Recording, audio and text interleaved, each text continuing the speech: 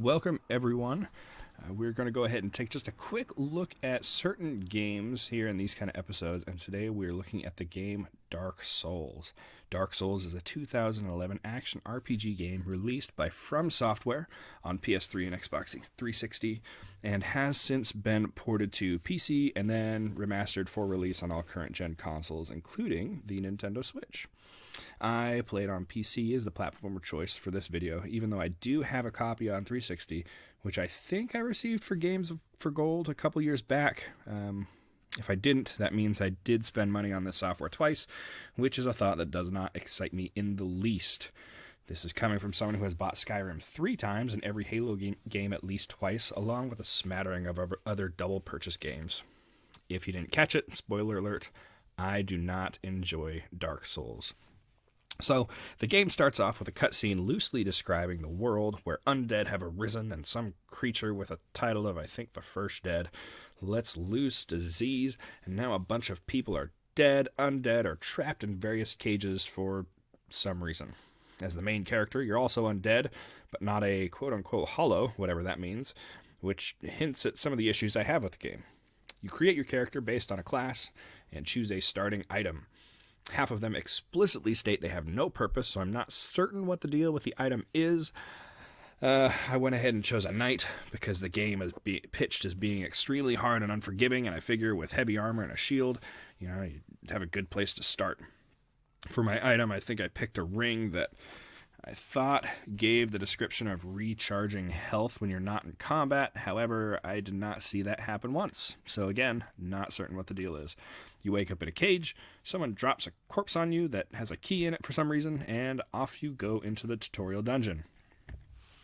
So, I didn't have any real issues with the tutorial dungeon other than some specific points I'll touch on in a bit, but there were a lot of positives with this introduction. Barring anything to do with story and world building, the game does have very good design elements for the most part in showing you what is going on. It does not hold your hand. You meet a huge boss near the very beginning, and there's a door open, which shows you don't have to fight everything. You can just take a way out. You pick up a shield, and a skeleton starts shooting at you, showing what you can do with the shield. Block those arrows as you walk up and smack the crap out of it. Things like that are commendable, and I think the game does a good job with the basics. That's where I think the shine stops, however. You're told the very basic controls be via these notes on the ground that, if you wanted to, you could pass right over. I mean, most wouldn't. There's these giant glowing lights, but it's possible to miss some instructions if you weren't paying attention. And I actually do wonder if I did for the downward strike that comes in extremely useful in the first real boss outside this area, because when I was fighting it, I had no clue you could do one until I looked it up online. Additionally, the only instructions you're given are very basic clues that the game does not hold your hand at all. That's not necessarily a bad thing, and let me be very clear, I'm not speaking about the difficulty of the game. While yes, it can be frustrating, I don't consider a game being hard as necessarily a detriment. I'm just fine working out how to defeat a boss. The problem comes from not holding your hand with the basic mechanics. Throughout the game, you'll see shades running around. What are they? Well, I'm assuming they're other players, though I'm not certain if they're playing at the same time as I am, or if they're just kind of like a Ghost Riders you get in Mario Kart. What do they do? No clue. I've heard of invasions, where players can kill you in your own game, which not only sounds like an idiotic design choice, but also I have no idea how that happens. Are these shades invading me? They never interact with me, and the game gives me no hints. The same notes that provide basic instructions in the tutorial are suddenly all over the place once you get outside of it. But they say random things like, good luck, or try ranged combat, or try jumping, or something like that, which makes me think that somehow they're left by other players. How do they do that? No clue. There are what looks like to be, something like an upvote for those notes as well. How does that happen? Who knows, but I sure don't. There are blood spots on the ground that you can interact with, but they didn't do anything when I did, and I still have no idea what they do. In addition, there are other mechanics that don't have any explanation. Once, I was able to spend some consumable called humanity in order to reverse a hollowing, but I don't know what either of those things are. And NPCs commented specifically on me not being hollow, so I'm not certain what this mechanic is and what determines the fact of I'm hollow or not. I picked up special souls by searching bodies, but I don't know what they're for or what they do. I was at a loss throughout my entire time with this game, and while some people love the thrill of discovery, it just wasn't enough for me, and this was more tedious and tiring than exciting. I think the point of all of this was to get a community around the game, have people talk, figure things out together, something like that.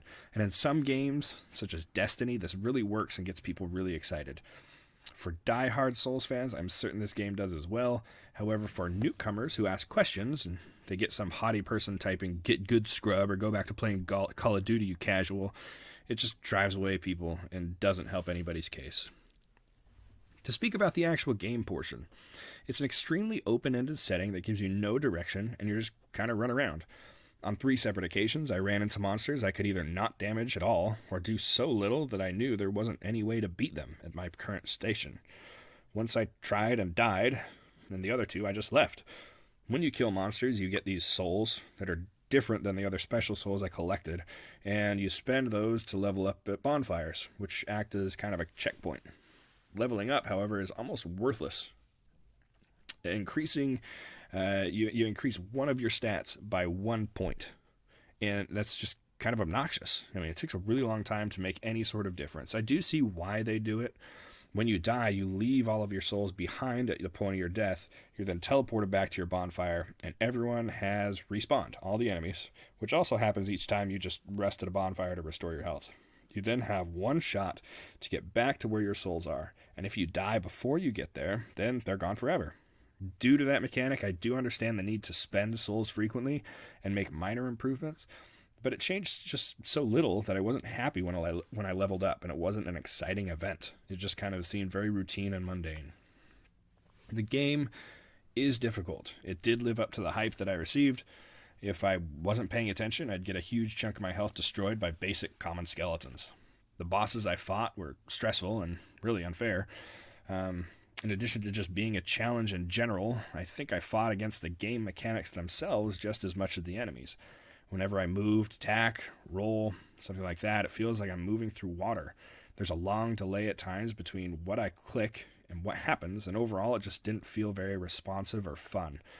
I finally beat the huge boss you've seen me die at repeatedly in this video, and people say this is where the intoxicating nature of the game lies, when you finally figured out how to best the thing that's been killing you again and again, and you have that feeling of triumph and reward. Unfortunately, all I felt was annoyed. Challenge for challenge's sake doesn't really do anything for me, especially when the mechanics of the challenge don't feel any good. Overall, if overcoming challenges is a main driver for you, then I do recommend this game.